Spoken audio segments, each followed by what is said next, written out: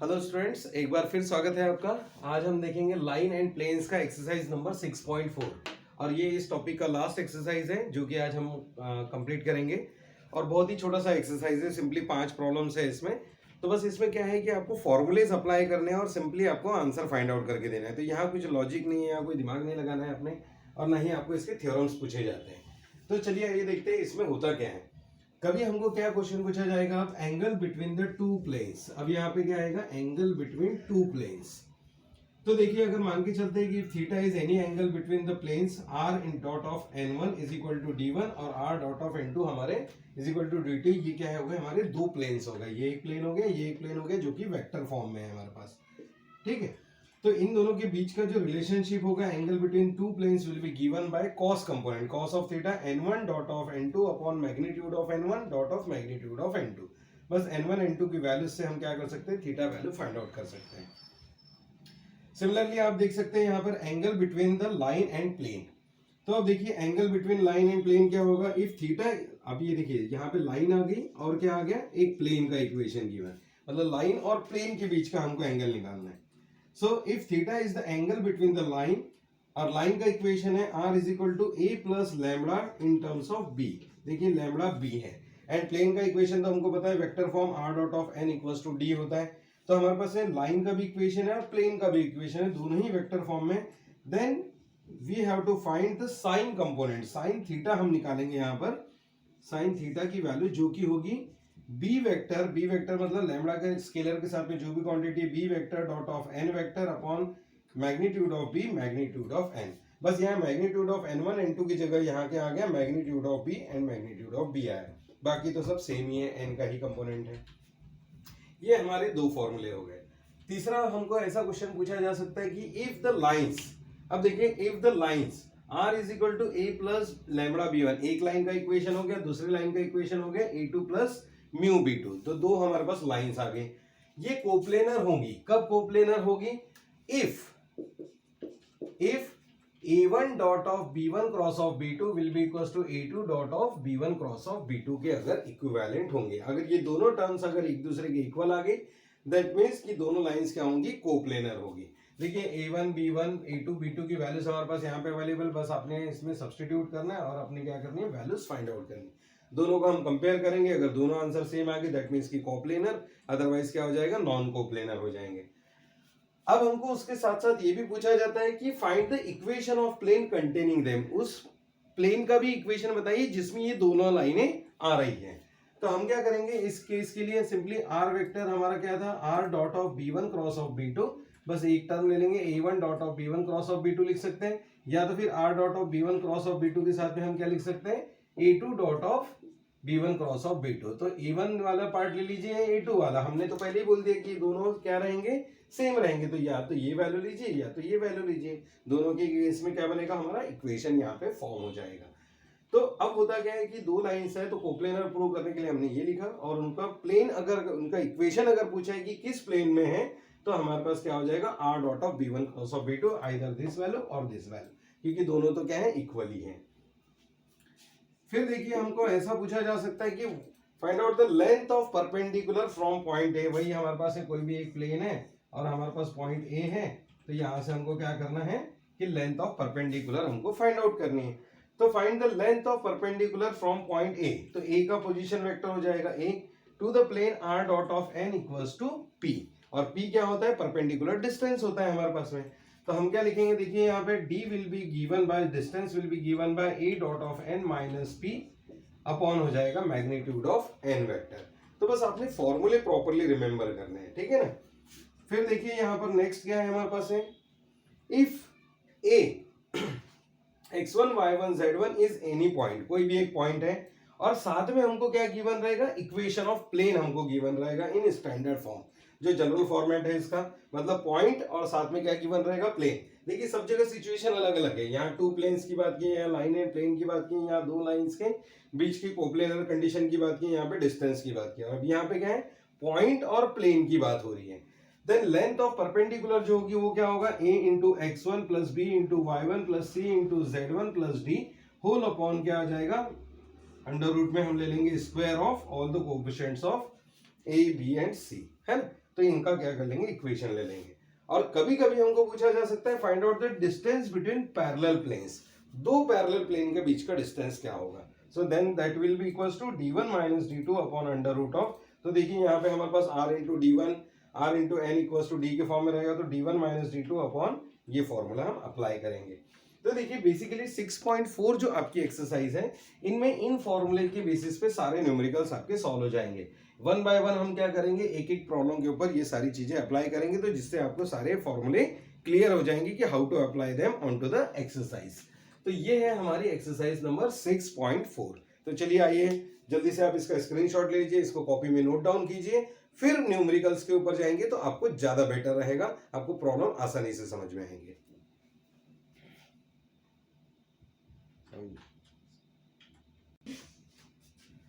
तो चलिए स्टार्ट करते हैं हम एक्सरसाइज का question number 1। Find the angle between the planes r dot of, हमारे पास देखिए r डॉट ऑफ एक वेक्टर गिवन है equals to 13 and r dot of second vector equals to 31। तो दो वेक्टर्स हमको गिवन है, यहाँ पे वेक्टर फॉर्म में इक्वेशन गिवन है प्लेन्स के। तो अब देखिए क्या होता है, if theta is the acute angle, theta is the acute angle between two planes. देखिए तो यहाँ पे क्या आ गया, टू प्लेन, जो कि हमारा पहले ही फॉर्मूला हमने लिखा था इससे कुछ देर पहले। तो टू प्लेन्स के लिए क्या होता है, r dot of n1 is equal to d1, और एक होता है and r dot of n2 is equal to क्या लिखते हैं हम, d2। इस फॉर्म में हम लिखते हैं। तो देखिए r की वैल्यू है, r वेक्टर है, n1 वेक्टर है, तो यहाँ पे देखिए हम इससे कंपेयर कर सकते हैं। फर्स्ट वाले को हम ले लेते हैं n1, सेकेंड वाले को हम क्या ले लेंगे, n2। तो here n1 will be equals to क्या हो जाएगा हमारे पास में i plus j plus 2k, और देखिए n2 क्या हो जाएगा हमारे पास में 2i minus j plus k।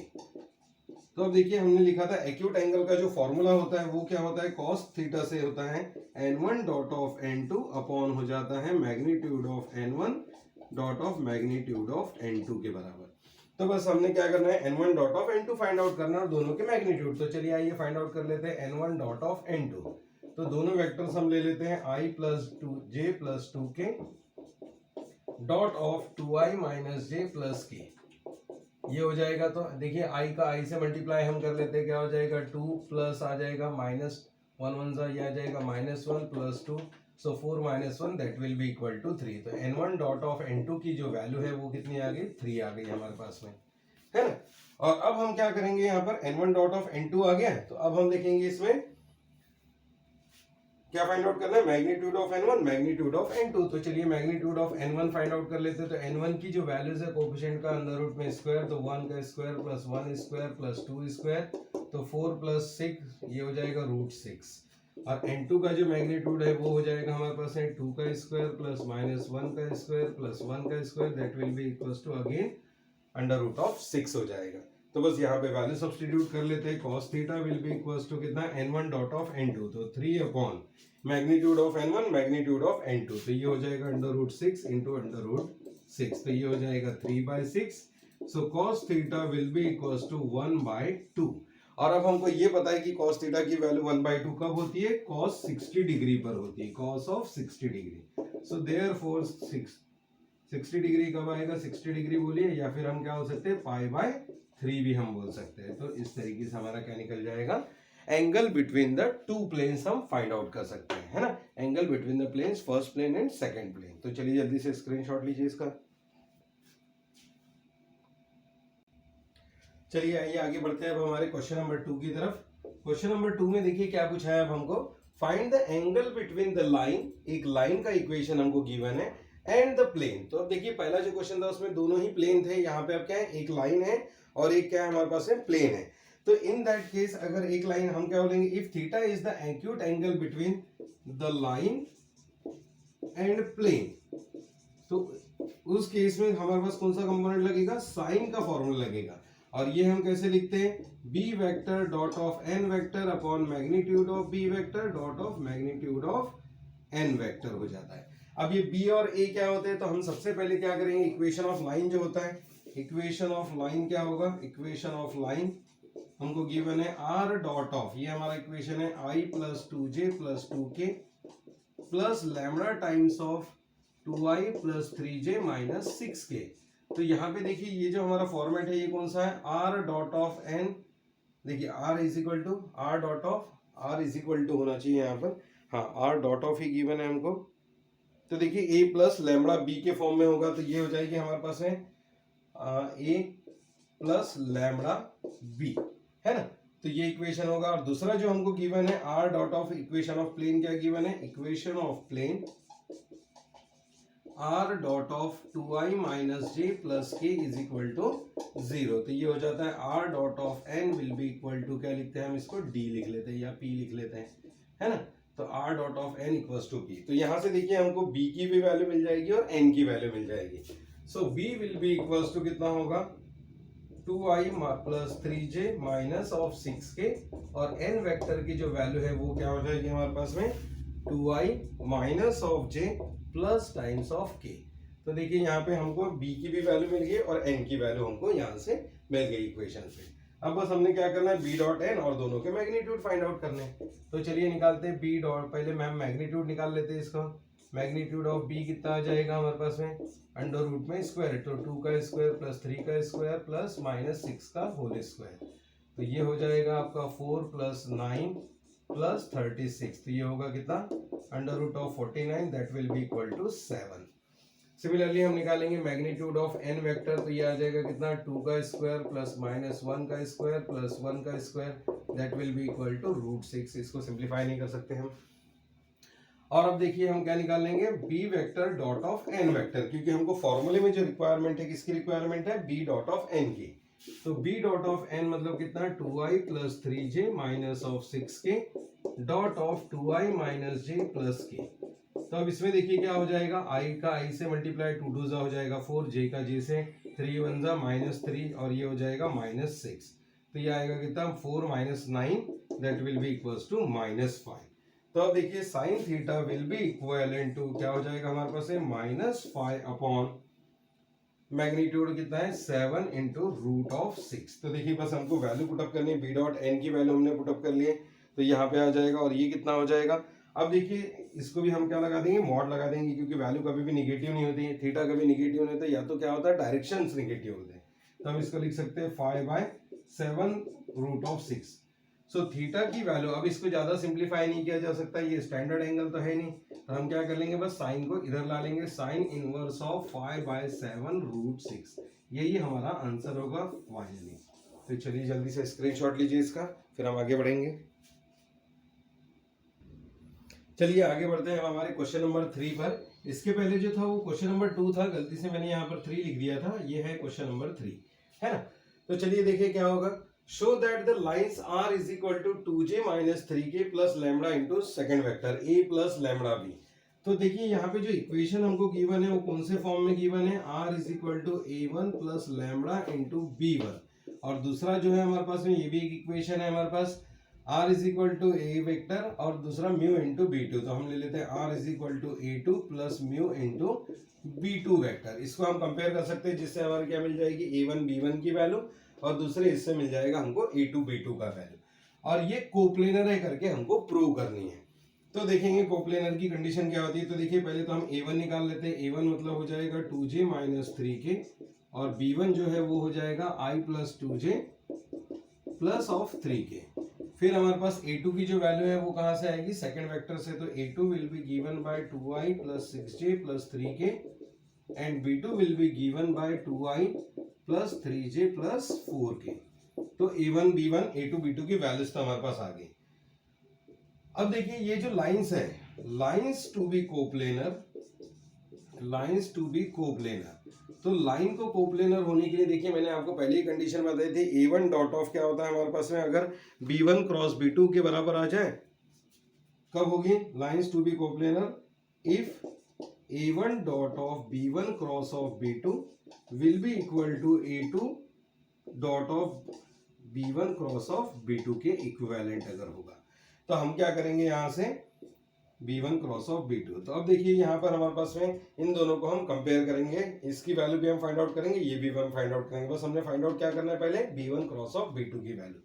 So b1 cross of b2 की क्रॉस प्रोडक्ट तो हमको पता है कि डिटरमिनेंट से आ जाएगा। तो b1 क्रॉस ऑफ b2 हम ले लेते हैं। तो पहले हम लेंगे i j and k। b1 के जो कोएफिशिएंट है वो कितने हैं, b1 के देखिए 1 2 एंड 3, और ये 2 3 4। सो 1 2 एंड 3 और ये है 2 3 एंड 4। चलिए इसको सिंप्लीफाई कर लेते हैं, क्या आएगा I इंटू 4 टू ज़ा 8 माइनस 9, तो ये हो जाएगा -1 माइनस j इंटू, अब इसको देखिए 4 माइनस 6 तो ये आ जाएगा -2 प्लस k इंटू देखिए 3 माइनस 4 तो ये आ जाएगा -1। तो हमारे पास जो वेक्टर आने वाला है -i plus 2j minus of k। तो ये आगे b1 क्रॉस ऑफ b2 की वैल्यू। अब हमको क्या फाइंड आउट करना है, a1 dot of b1 cross of b2। तो अब देखिए a1 dot of b1 cross of b2, तो बस इसमें वैल्यू पुट अप कर लीजिए। a1 का वेक्टर की वैल्यू कितनी है 2j minus 3k dot of, ये अभी हमने फाइंड आउट किया -i plus 2 minus of k। तो अब देखिए डॉट प्रोडक्ट निकालते हैं, 2 1 हो जाएगा -2 है ना, सॉरी यहाँ तो i वाली टर्म है ही नहीं, मल्टीप्लाई तो 0 आएगा, प्लस फिर j वाली टर्म देखिए 2 2 हो जाएगा 4 और ये 3 1 हो जाएगा 3, माइनस माइनस हो जाएंगे प्लस, तो that will be equal to कितना आएगा 7। तो देखिए हमारे पास एक पहला आंसर आ गया है। अब हम राइट हैंड साइड भी फाइंड आउट कर लेते हैं, क्या होगा a2 dot of b1 cross of b2, ये भी हम निकाल लेते हैं। तो ये आएगा 2j minus 3k, sorry a2 की वैल्यू देखते हैं हम, a2 की वैल्यू है 2 6 और 3 2i plus 6j plus 3k dot of minus i plus 2j minus of k। तो अब देख लीजिए यहाँ से डॉट प्रोडक्ट अगर हम ले तो क्या मिलेगा, i का i के साथ आ जाएगा -2, 6 2 हो जाएगा 12 और ये आ जाएगा -3। तो अब देखिए यहाँ से क्या आएगा 12 minus 5 will be equal to 7। तो देखिए फ्रॉम 1 एंड 2 हम क्या डिफाइन कर सकते हैं, फ्रॉम 1 एंड 2 दोनों से हमको क्या मिल रहा है, यहाँ पर 1 एंड 2 दोनों क्या है इक्वल है। From 1 and 2 LHS equal to RHS है ना। So given lines are coplanar, are क्या हो जाएगी कोप्लेनर हो जाएगी है ना। इंक ले लेता हूं मैं।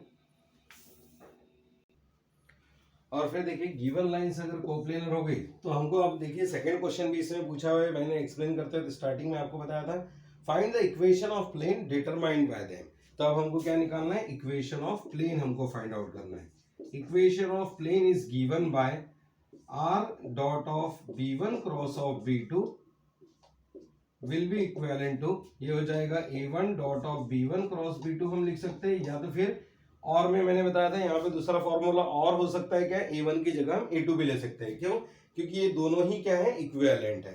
तो चलिए कोई भी एक वैल्यू पुट अप कर लेते हैं, r dot of b1 cross of b2 की जो वैल्यू है वो कितनी आई थी -i plus 2j minus of k will be equal to a1 dot of b1 cross b2। a1 dot of b1 cross b2 कहाँ पर है, ये रही हमारे पास वैल्यू, इसकी वैल्यू आ गई थी 7। तो देखिए हमारा वेक्टर फॉर्म आ गया यहाँ पे, ये क्या आ गया हमारे पास, equation of plane in vector form. तो ये आ गया वेक्टर फॉर्म में। तो चलिए जल्दी से इसका स्क्रीनशॉट लीजिए और इसको फिनिश कीजिए।